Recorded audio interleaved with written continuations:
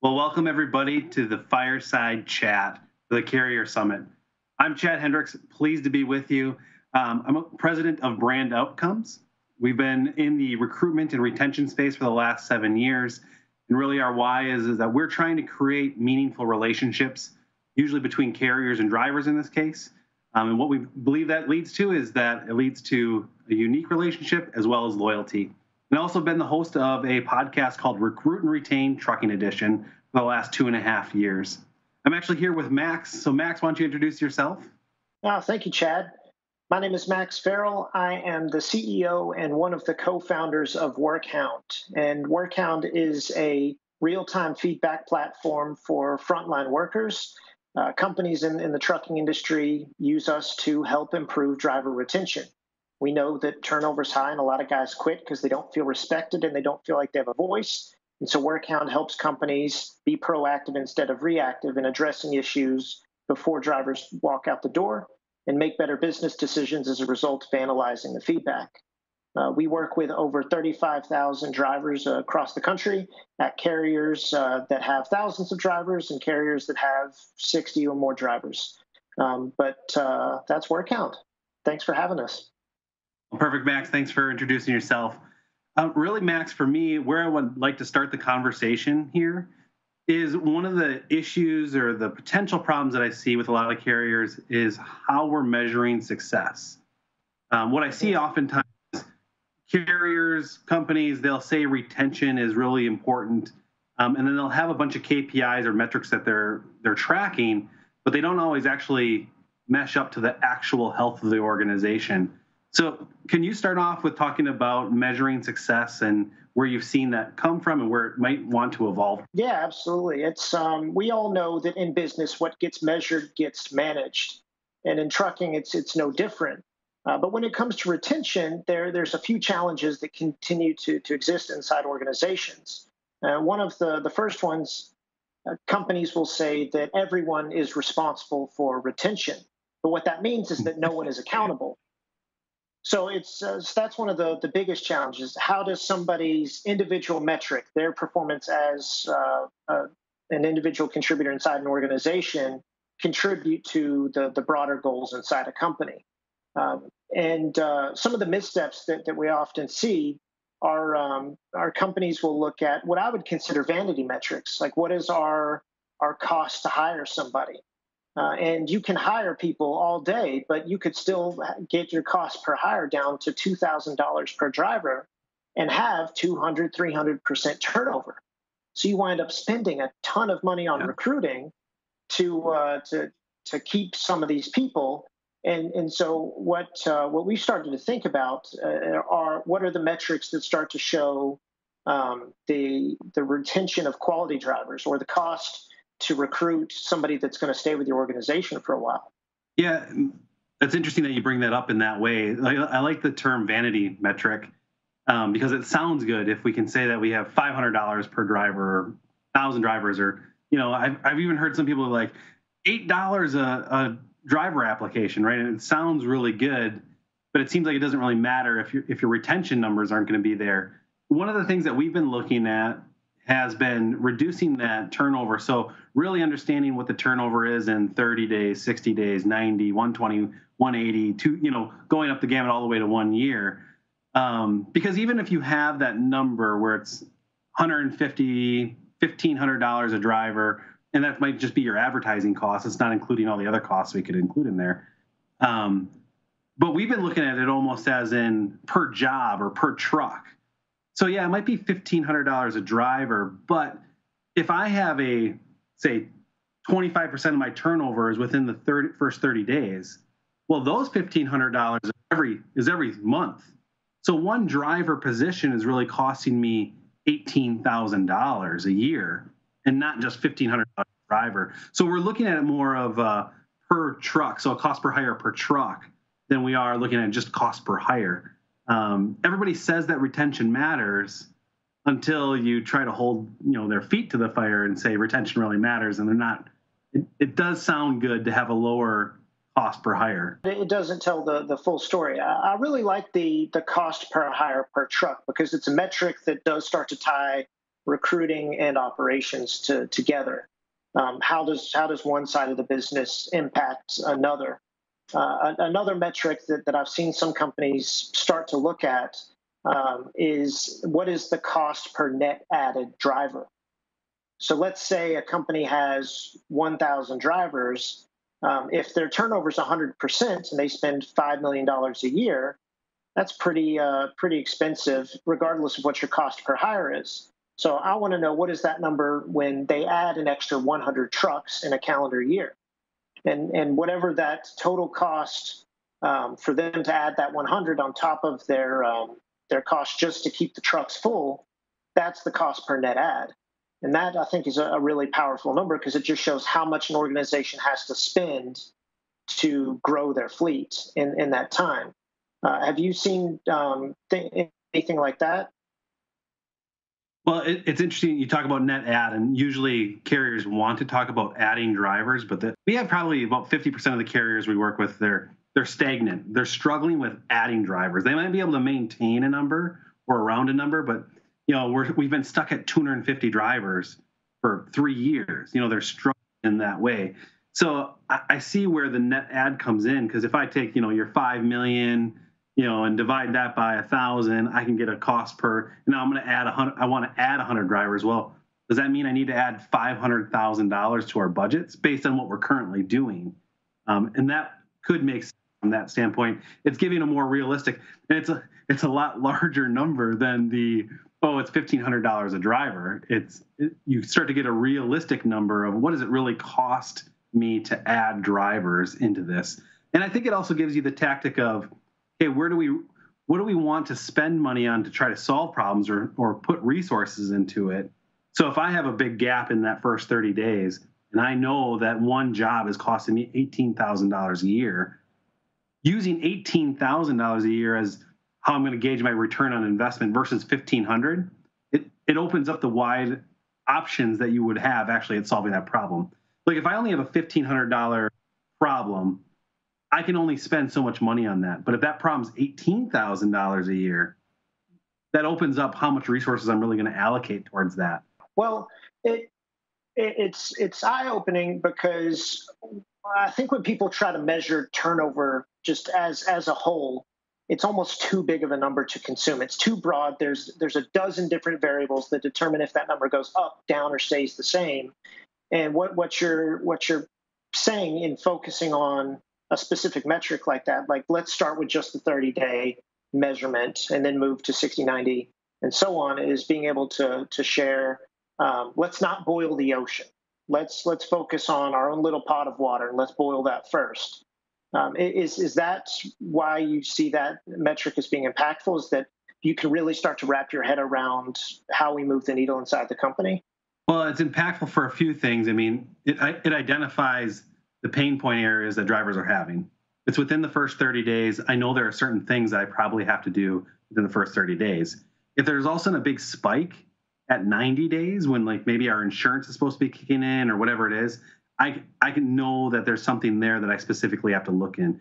Maybe your spike, or you get another spike at 270 days, right? We're in that area. So you can kind of notice these areas, and I can start to say I want to tackle these things. And I like how sometimes driver staffing firms look at it. Driver staffing firms will say, look, if I can get my retention one day, the average retention 1 day longer, that equates to X amount of revenue. If I can get that to be 1 week longer, it's X amount of revenue, right? When you start looking at revenue plus your costs, it starts to be a very large number and worth your time. But what I see is a lot of companies, and I'll say even specifically leaders of carriers, that they say retention's important, but if you look at the amount of percentage of time that they're spending on it, it's very little. They're really delegating that almost completely to somebody else. And I think that skews, and because they're using the metrics like, well, our cost per hire has gone down to $1,200 a driver. That's pretty good. And so it's giving some unrealistic expectations where now, as a leader, maybe I don't have to focus on that as much. When really it should focus more if you look at real metrics that actually measure the health of the organization. One way I've seen companies take that exact measurement is measuring the average tenure or median tenure over time to start to determine what happens if we add an extra day to our average tenure. How much more money as an organization are we making? Because you're spot on. The companies can measure the gross margin per truck per day, or even look at it per week, per month, of what happens if this truck is full versus empty.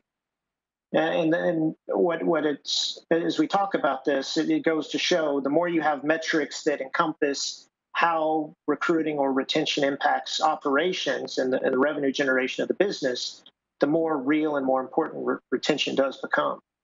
So, Max, I mean, the health of the organization is an important topic to talk about, but I want to also get into the tactics, from a recruitment standpoint, from a retention standpoint. Everybody's going to say on the summit, I'm sure, we're in unprecedented times and things have changed. I don't want to necessarily specifically get into what we're going through now. I want to go in through what's going to be true no matter if we're in this time or in the future. So from a tactics standpoint, though, what are you seeing carriers doing at this point from a recruitment standpoint, retention standpoint? And maybe it's sparked because of what we're going through, but it's stuff that we should have been doing the whole time. What are you seeing? Well, as far as my observation of the industry, right now you have companies on different trajectories. You have companies during the pandemic that had one of their strongest quarters in years because of the customer mix that they had. On the flip side, you had companies that had to lay off most or all of their drivers or some percentage of them because they hauled for an industry that shut down, like automotive. And the automotive ripple effects went all the way to who hauls the raw materials for the tire manufacturers. So that ripple effect was far and wide. So the tactics really depend on where an organization is. Are they trying to recruit people, or are they trying to lay people off as softly as possible and hopefully keep rapport with them so that when business gets better, they can bring them back on? And I know when you and I have talked in the past, you've mentioned that you've talked with some of these companies that are struggling a bit more, but are trying to be proactive and creative in how they engage with people. So what are some of the things that you've seen as far as tactics to engage in a down market? If you're in an industry, like one that I talk to a lot is people that's delivering for like fast casual restaurants. It's high touch freight already. It's already a harder position to hire for because of the type of work that it is. And then you combine this with, we lost all of our demand and we've had to lay off all of our drivers. What the conversation for me is always, well, what happens when that demand comes back? When people start going to restaurants again, how fast are you going to be able to gear up? And a lot of that bottleneck is going to be drivers, I think. And that's where we're saying, okay, how are you prepping for this? So for most of those conversations, we're going, okay, we're going to open up the entire tool chest. What is all possible? Even the things that you haven't thought of or done in the past, I want you to be prepped for it so that if demand does come back at a fast rate, you have one thing that's already ready that I can pull that tool out immediately. So, for example, there's a lot of companies that have started talking with the third-party recruiters, right? I understand we have a recruitment team, but if a third-party recruiter is going to market in a different way, maybe it's multi-carrier apps and they're going to do that really well, whatever it is, I will allow them to recruit for us. Why not? We've also had people start to engage with the driver staffing firms, which typically you see more in the private fleet area, not so much in the common carrier area. But hey, if I can get a driver and I know that I can test that driver for 90 days and then buy out their contract, and I know it's going to be a good driver, that might be another way to ramp it up really fast. When you talk about laying off and how can we do soft layoffs, this is something that I think is new. We haven't really gone through the depths of it, but looking at things like an alumni program. So a lot of carriers will have their list of past drivers and people that they've contacted with. And every time they have a job opening, they'll message them, they'll email them out. But there hasn't been really a relationship building or rapport building outside of that. And so one of the changes in the mindset to reframe that is to say, okay, what's the alumni program that we could create where people, when we contact them, they're happy to hear from us. And so they're talking about what kind of value can I give them? There's company discounts that people are starting to put together to say, even if you used to work for us, you can still get these company discounts at these places, or How are we going to engage with you after the fact? Can we have valuable training content that even if you don't work here anymore, we're still going to provide you training content? So what can I do to make sure that they might want to come back, even though our freight went down at one point and they had to find a different job? We're looking at it from almost a retention side of it too, is, driver assessments. So like profiling drivers to whether or not they would be a good fit within your company. A lot of times those happen after you've hired or after you've gotten the application and you interviewed someone. We're looking at changing that on the upfront of, should we be marketing the assessment to say, hey, do you want to prove you're a great driver? Take this assessment, just like any of those survey things on Facebook. Now, sharing that information, knowing that they already fit the qualifications for our company, and now we can go through our interview process and spend our money advertising just to that group. So now that's a way for me to reduce my advertising. We're pulling the other stop we're pulling out for some companies right now is the foreign driver, visa drivers, going out and getting a driver from South Africa, getting their green card, having them come over and putting in certain stipulations so that the cost is only if you are, if the driver stays. So the cost is for retention, not for the recruitment on the upfront. And I like that idea of going to that model more of, how can we change the model of paying for recruitment? How can we pay for retention? And I think that's a hard piece for a lot of recruitment companies, like even for myself with brand outcomes, is a lot of times I'll say, well, we can't control everything from a retention standpoint. Well, we're starting to find ways to change the model so that I want our goals and the carrier's goal of retention to align. Right now, technically, as a recruiting company, you make more money the more churn there is. And I want to change that. That's the goal, is to say, how can we align on the retention piece? That's where the cost comes in. So now we're working in conjunction. So I don't know if any of that sparked anything on what you've seen. Well, I think what stands out is that we are in a time of change. It is the only constant right now. And historically, change is messy, it's hard, and it takes time. But we don't have the luxury of time in adjusting to some of these initiatives. There aren't best practices about how to connect with drivers you had to lay off in the middle of a pandemic. And so you have to try new things right now and experiment and innovate on the fly, because there's no manual for this. Now, all of us will have a great manual for in the future as we write it right now, but we don't have it right now. But I really like what you said about how can companies that laid off or have drivers that don't no longer work with them build an alumni network. Because what it stresses is the importance of communication during this. And that's something that from our data, we've seen an emphasis in drivers wanting more communication in a time of uncertainty, almost to the point where they want the company to be their co-pilot, because drivers are going to remember how they were treated and how they felt during this time. So when it comes to communication, if a company, whether a company is doing well or not, they should really put it on the table for their drivers. So we've seen some companies that are doing relatively well still reach out to their driving population and say, guys, we weathered the 08-09 recession. We know how to do this. We're going to tighten up the belt a couple of notches on this, but here's our game plan. We're not planning to do any layoffs. Everything is good. Here's our plan to make sure we stay consistent. To just put it on the table of, here, we know you feel uncomfortable. Here's what we're doing about it. And then on the flip side, when companies are laying people off or their primary customer base shuts down, they've been honest about the health of the business. Hey, the plant that we haul for isn't open for the next month. We got to lay off a bunch of people, but here's what we're doing to get new freight. I know that UPT out of Oklahoma City, when all this kicked off and several of their customers shut down, hauling oil or chemicals, they started hauling trailers for J.B. Hunt for a period of time, hauling cotton from Texas to South Carolina so that masks could get made.